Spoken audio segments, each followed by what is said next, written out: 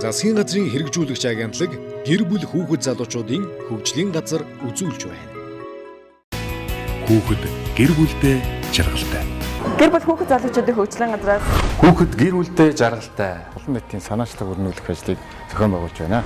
Энэ хөтөлбөрийн хүрээнд Монголын үндэсний музейгүүд олон улсын гэр бүлийн өдрөөр бид бол олон нийтэд гэр бүлээрээ хийсэн үзэгчтэй үнэгүй үйлчилсэн. Бид нэг удаа үн төлбөргүй үзүүлэх биш. Цаашид гэр бүл үр хүүхдүүдийн аз жаргалын төлөө энэ үйл ажиллагааг дэмжих үүднээс хөнгөлтийн төсөлбөрийг үйл ажиллагаанд нэвтрүүлэхээр болж байна. Модерн намаацын салбаруудаар амралтын өдрүүдээр хүрэлцэн ирсэн хүүхэд болгондоо гарын бэлэг болон бусад хөнгөлөлт урамшууллуудыг үзүүлсээр байгаа. Мөн бидний энэхүү үйл ажиллагааг бусад үйлчлэгээний байгууллагууд түүчээлэн гэр бүлүүдэд зориулан олон сайхан үйлчлэгийг нэвтрүүлээсэй гэж уриалж байна.